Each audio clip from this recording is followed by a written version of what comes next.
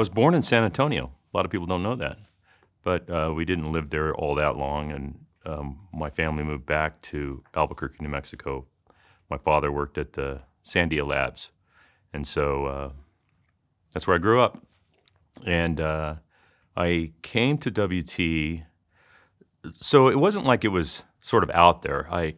My parents actually met in high school in Amarillo, even though they both only lived there for a short time. And so I was familiar with the area.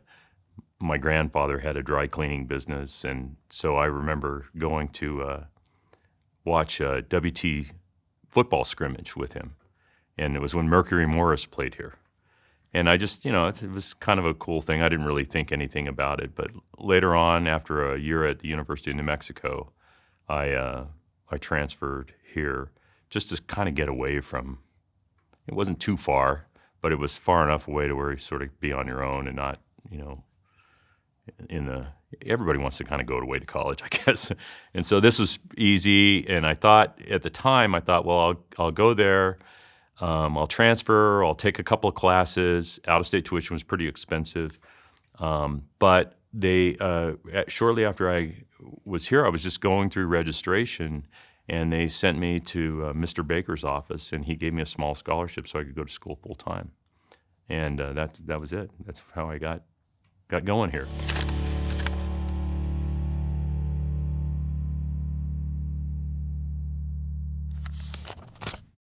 Well, that was one of the conditions of my little, what they called I can't remember the name of the scholarship. It was $200, but it waived out-of-state tuition. But one of the conditions was I had to take the first CIS class. There was two conditions. One was I had to take that class, and I found out later why. So maybe we can get to that. The second is that I had to maintain like a 3.25 grade point average. So I had to be on the dean's list in order to keep the scholarship. Otherwise, it'd be back to not scholarship. So it put a goal out there. And so to answer the question about why CIS was, I guess at the time, it was a new thing. I don't even know if anybody had graduated with a CIS degree at that point, maybe. But it was a fairly new program. And the professor who started it, Dr. Gensler, he's kind of a legend, really, amazing teacher.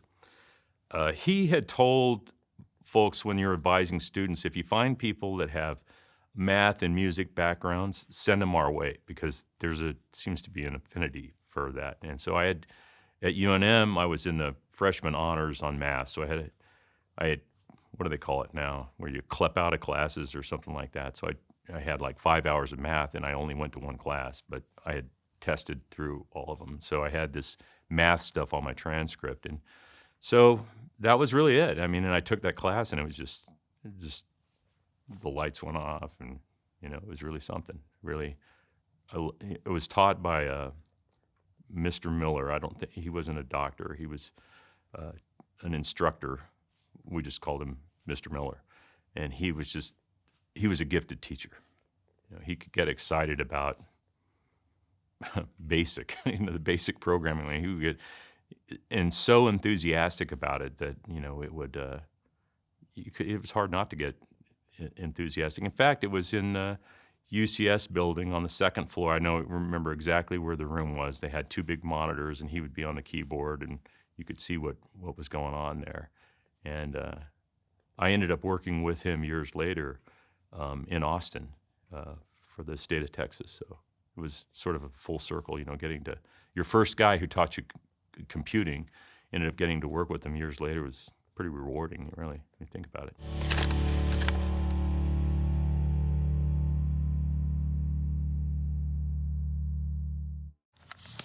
I don't know. He just told me that. I asked him years later, well, why did you do that? Because I got to know him through my college fraternity. He was one of the founding members, and I asked him that. I said, I also asked him, why did you give me a scholarship? And he said, look, my job is just a lot of gut feel. And I had this kid in front of me, all greasy from working at the gas station, and I thought, well, I'll give this guy a chance. But he said that Dr. Gensler, he actually knew Dr. Martin, which was another one of the founders of that program. They actually went to school together, were friends, and so I think when you're in his position, you could make, you have to take this class, you have to earn these grades, and you can keep your scholarship. That seemed a fair deal to me. And but he told me afterwards that was Dr. Gensler and Dr. Martin had said, if you find students that have math affinity and music affinity, I started off as a music major at UNM, and or I wanted to be a music major. You couldn't actually declare your major until you had so many hours, but that was my intention. So that was his reasoning. It was I'm sure that other professors would provide similar instructions. Like here's the types of students that we're looking for. That this is before there was all the sort of college recruiting that goes on now. It was more about if you see these kind of students, and sure enough, there were a number of students that were in there that were a lot of math people in there. A lot of math, simple math, arithmetic.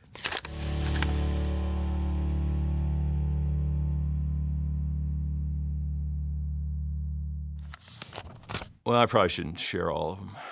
There's some that in the classroom. Let's narrow that. No, I had a great time here. But I was pretty focused on getting my degree, so I wasn't here for the party. I was here I was intentional. But I mean, there were all just think about classes that 40 years later that still stick in your memory. And I tell people the story that the CIS program was in the School of Business, and were it not so if it had been in the math department or in an engineering department, I probably would have gone that path. I didn't have this big interest in business, but it turned out the things that I learned in the School of Business have served me in my career far more than anything that I learned from computing. I don't mean that computing didn't really what got my career going, but I tell people, understanding an income statement, understanding a balance sheet, and then understanding how to put those things together. And so I would say of all the classes that I took, the one that is most memorable to me was this capstone class in the School of Business called Business Policy Analysis. And it was taught like what they called a case analysis. I think it's sort of was developed at Harvard, and it was taught by Dr. Owens. And greatest class I ever took, of any kind. For me, it hit all the numbers, and it was a night class, the only night class I took, 3 hours. We got a bathroom break in the middle of it too. But it was being able to read a case and understand what's going on in a company. And figuring out, okay, what do I see that's happening here by looking at the story, which is in the case, but also looking at all the financial numbers, the pro forma statements, their past income statements, and I got to where I started really. This is really creepy. I got to where I started liking to read 10K reports, it helped me in my career because I go work with a company. And as a consultant or whatever, and being able to go and read their 10K report and understand what was really going on strategically within the company, that's a memorable experience, that class. Obviously, all of the CIS classes, data structures, logic and algorithms, when the light goes on and you all of a sudden you understand how a machine works, a computer works, those things were all super memorable. I would say on the social end of things, I like going to ball games. I like going to the football games. I like playing intramurals. The whole sort of that college experience was fun, and it was the school. I mean, I think maybe there was less than 6,000 students then, but even when I come back here, you still have the same feel of what it's like here. That it's a great place.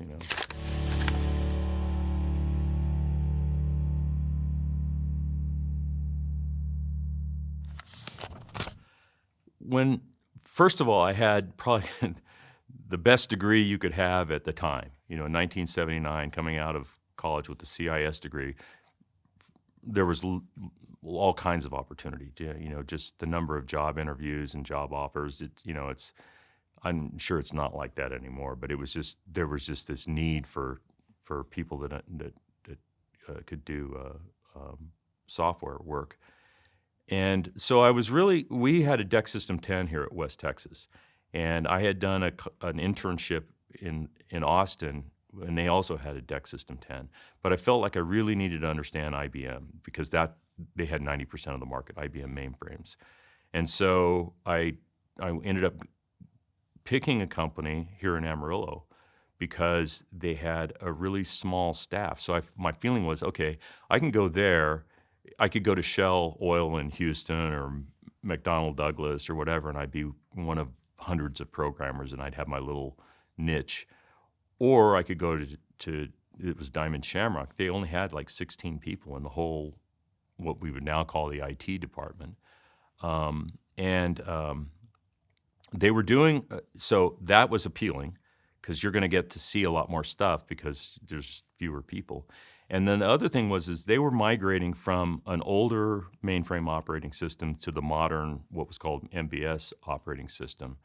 And they were using a operating system called VM, virtual machine, to get there. So I'm like, I could get involved in that, and I would learn a lot of stuff. So that ended up leading to another job because I had built that experience. That ended up leading a guy to be kind of an expert in virtual machine stuff, and that's why IBM hired me. It was funny because IBM had actually recruited me out of college, but I wasn't interested in going to work for IBM. But then, 5 or 6 years later, I ended up going there.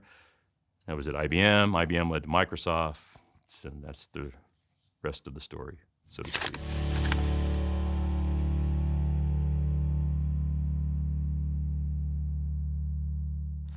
I went to work at Microsoft right when Windows 95 was coming out. So there was this parting of the Red Sea for people.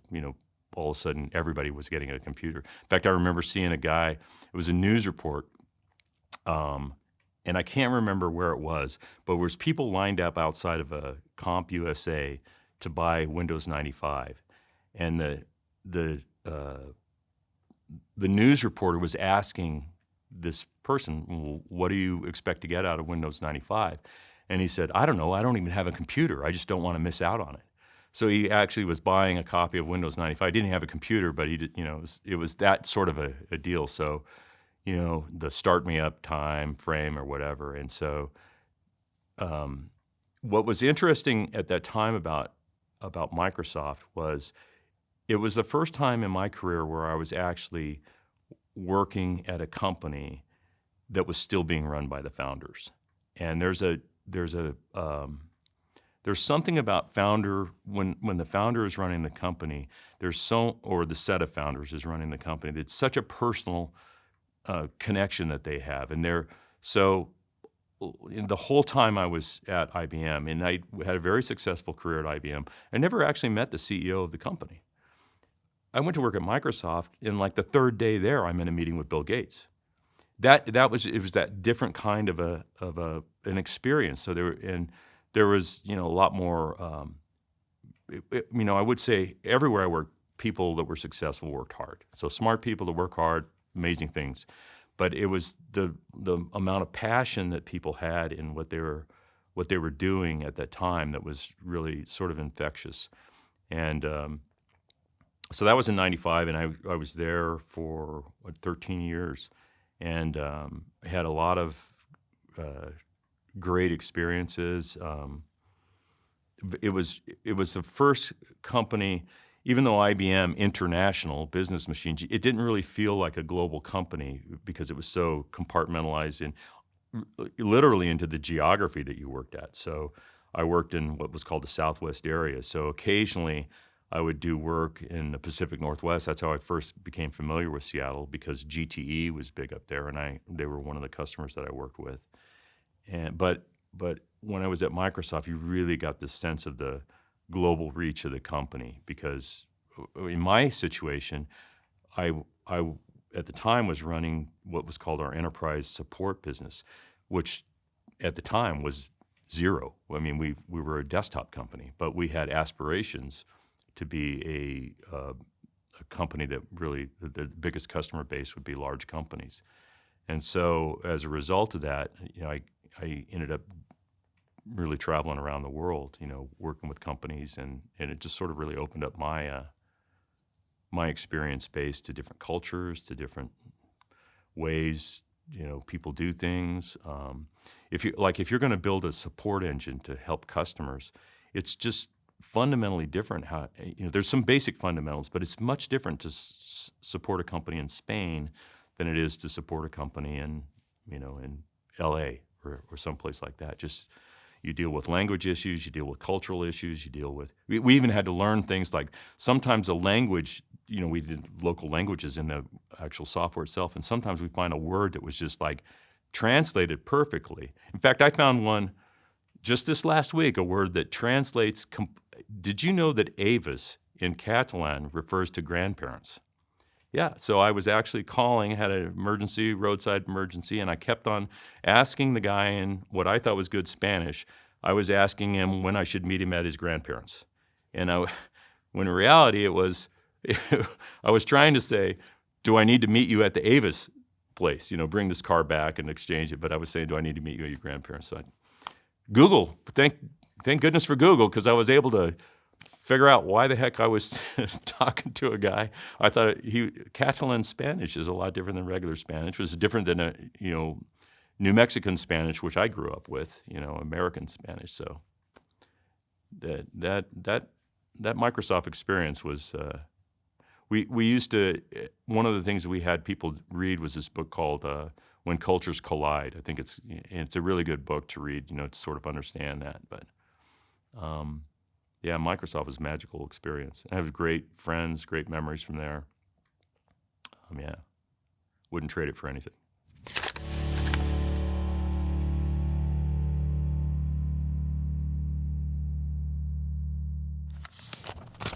When I left Microsoft, to be honest, I was actually thinking about, retiring and doing my own consulting thing. But I got one of the. I was the executive sponsor for a company in the Bay Area called Autodesk. Maybe you're familiar with it. It's a CAD software company or whatever. But anyway, when I was down there, a colleague of mine from Microsoft had taken over the CEO of Juniper Networks. And he said, hey, when you're down here meeting with Autodesk, I'd like you to come down and meet with some people. And because he knew sort of where my head was in my career. I was thinking about, didn't want to be an operator anymore. What I mean by an operator was operational running a chunk of the business. I wanted to, I wouldn't say kick back, but not have that, sort of there's a lot of pressure when you're running a business. And so I met with the folks at Juniper Network, and they're Juniper Networks, and they're not broadly known in the public, but they're very broadly known in computing circles. So if you're on the internet, you're going through Juniper, routers or switches or whatever. They're sort of built a business around high performance networking. And so I was meeting with the folks there, and one of the guys I met with was the founder of the company, a guy named Pradeep, and he had a big map on his wall of the original ARPANET. And one of the nodes on the ARPANET was called AFWEL, which is the Air Force Weapons Lab. And I had actually, when I was at IBM, I had worked there. And so I just really enjoyed talking to these guys. And so they asked me if I would come, and so my reputation was really good with customers, really good at building a customer experience type of a deal. And so they had really good relationship with customers, but it was kind of slipping a little bit as things do with any company. You grow, it gets harder to sort of keep everything straight. And so they asked me to come in and run their fledgling customer experience operation. And the board there and the CEO there wanted to tie executive compensation to customer satisfaction. So that was really the thing. You come do this. It's really sort of a consulting type of a job. We're not asking you to go run the the call center or this division or whatever. We, just figure this one out. And so I was there, and having a good international experience was very helpful because I could go and a lot of the same customers, right, that I already knew. So I could go meet with them and say, okay, so what's going on?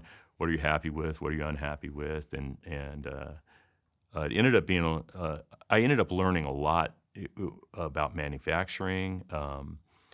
Being a software guy, I mean, I understood what hardware did, but I didn't understand how it was made. And so part of customer experience, so I'll give you, for instance, in Japan, it's not enough just to have a great product. It has to be packaged properly. But when you do business in Japan, the way business works is you don't like here sell it to the company or whatever. It has to go through a partner, and so the partner will take whatever the product is, and they'll take it out of the boxes and the styrofoam, and they'll do all their own testing in it, and then they'll put it back in the box and send it on to the customer. Well, in that process, there's a good chance something might break, right? And also, if the box showed up and it was damaged at all, the partner would send it back, because this box, had a little tear in it or something like that. And so we had to go through this whole process where we provided all sort of material and packing stuff to the partner so that when they got the box, they could take it out, do whatever they wanted to do, and pack it in fresh, juniper packaging with the logo on it before it went to the customer. But there's a level of precision that, normally we wouldn't. But if you think about it, if you go to a grocery store and you're going to buy yourself a box of saltines, you're not going to pick the one that's partially opened. You're going to go for and so you apply that to a whole set of products. The other thing you learned is like these are really complicated routers, and so anybody who's done anything with hardware, software, you'll pull it out, and the first thing you'll see is read me first, right? So it'll say read me first. So you read this before you go do anything else. Well, when you have a product that is very complicated and it comes in a whole bunch of boxes, and every one of those boxes has a read me first, which read me first do you read me first? So that sort of a level of thing that you don't even really think about until you get into that space. And I learned a lot. I learned a lot about packing. I learned a lot about shipping. I learned a lot about the actual manufacturing process. And so yeah, it ended up being a blast. I thought it was just going to be this simple thing. I said I'd give them 5 years, and I did, and we were really successful.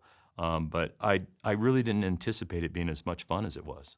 If that sounds, I didn't think it was going to be unfun, but I was like, I really enjoyed. I had a lot of experiences too.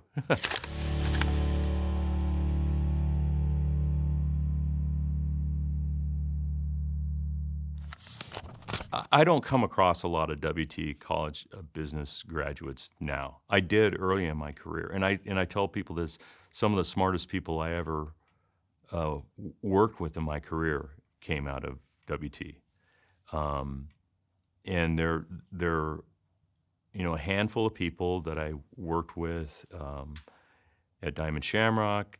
Later on, that I worked with at IBM. Not kind of everybody sort of went their own ways, and most those folks are sort of still in this area, whereas I kind of flew the coop, so to speak, and ended up in Seattle. But they're still to this day some of the smartest people, and they were obviously competitive then. It was just I think that the companies recruit regionally, geographically, and I'm sure that, for instance, I know Microsoft has big facilities in the Dallas-Fort Worth area, and so I'm sure because I see on LinkedIn that people that maybe you should be a friend with because you went to college at WT. So obviously they've done well. I just don't know them. It's just different generations, if you will. But the folks that I went to school with here that I ended up working with early in my career were to this day still some of the smartest people I ever worked with. And I don't does that. I think there's a lot of smart people. I would call it panhandle smarts. I don't know how else to describe it, but there's just I don't know, if you take a lot of horse sense and you add some, academic skill to it, it's a pretty good combination. And also not, just for the record, I've met a lot of people that have, and worked with a lot of people that have gone to very prestigious schools that I'm like kind of surprised that some basic things that I learned here that they're not familiar with.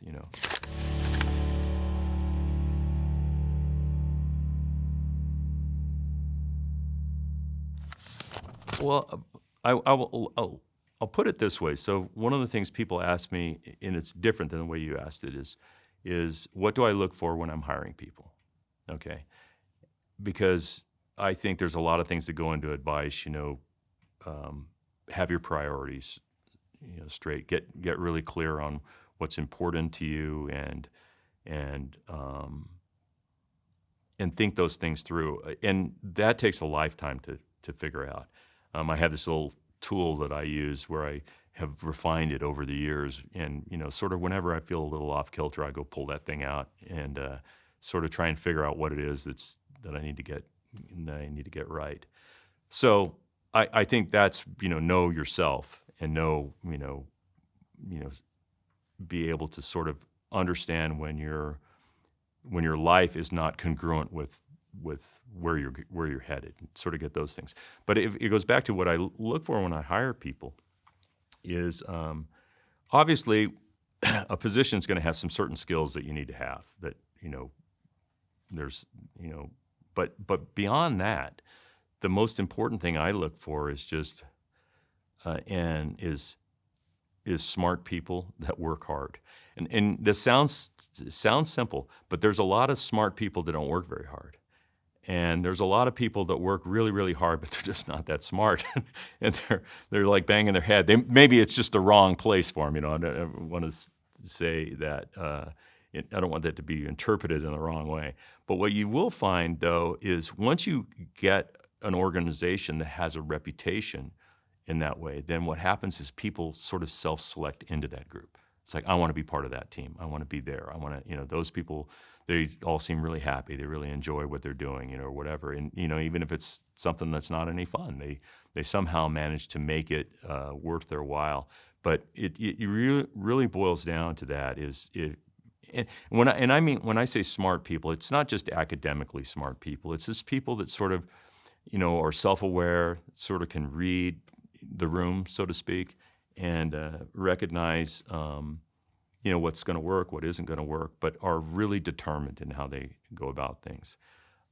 Recently, I had my son was married, and I was so thrilled with the woman he married because I remember her as an intern, and the first thing I recognized about her was she is just so organized, just so incredibly well organized, and that ends up sort of a family joke but the point is a smart person. And so she's working in a tech field, and her degree had nothing to do with tech. So it's kind of interesting how that's how those things sort of happen. And but a great example of a person that would have self-selected into the group would have got a job at, a lot of times you just get a job, just get your foot in the door, and then good things happen if you make something out of it. So the advice I would give people is, once you get your foot in the door, don't feel entitled. Don't feel that that you've arrived. just find out what's going on and just keep working it, and good things will happen.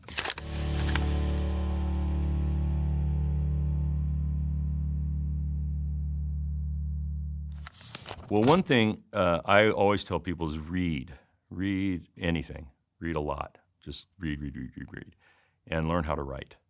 That is an amazingly powerful skill to have, to be able to write,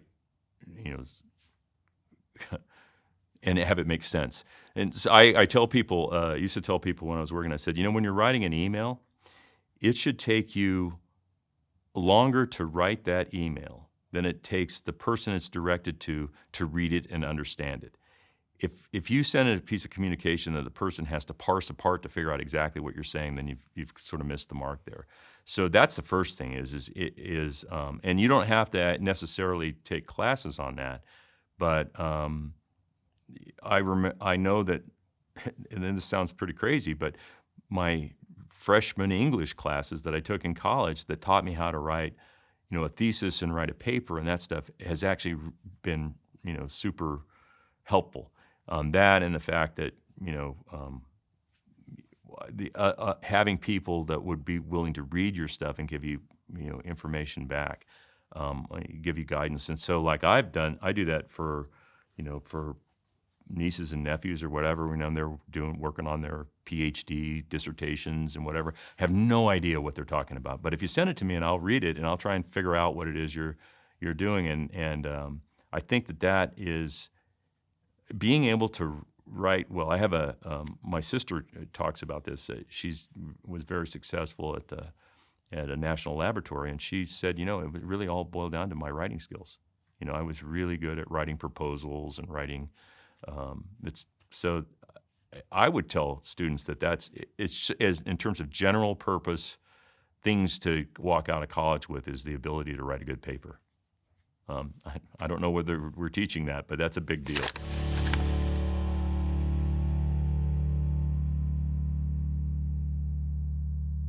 Well, it's obviously where I went to school, and so I have a lot of memories here, and through people like yourself and other people, I've been fortunate enough to sort of stay engaged, albeit at a distance. But and for me, I always look forward to, I sort of make my own little trip out of it, and it's not the easiest place to get to from where I live anyway.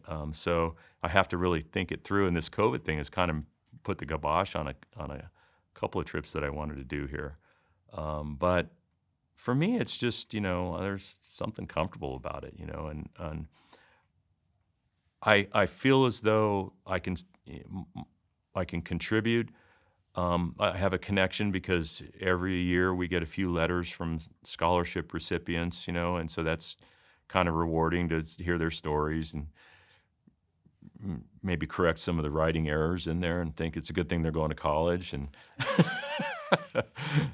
but I don't, I just love it here. I mean, there's something about the whole area in general, but the school here was perfect for me, and I know it has been for a lot of other people.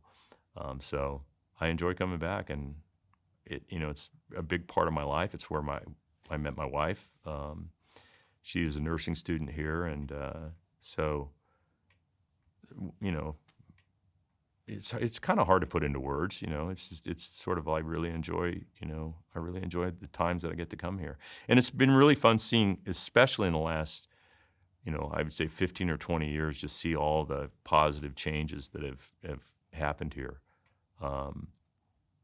and it's a great school. There's no denying that. I think. And I got a great education here. I have a lot of great memories here. Like I said, I met my wife here. It's got a sort of a home feel to it, to me. It's like I was thinking when I was driving over, I have all kinds of memories on the drive over. I mean, almost like every little milepost along the way, there's something that I remember from all the times I drove back and forth when I was a student.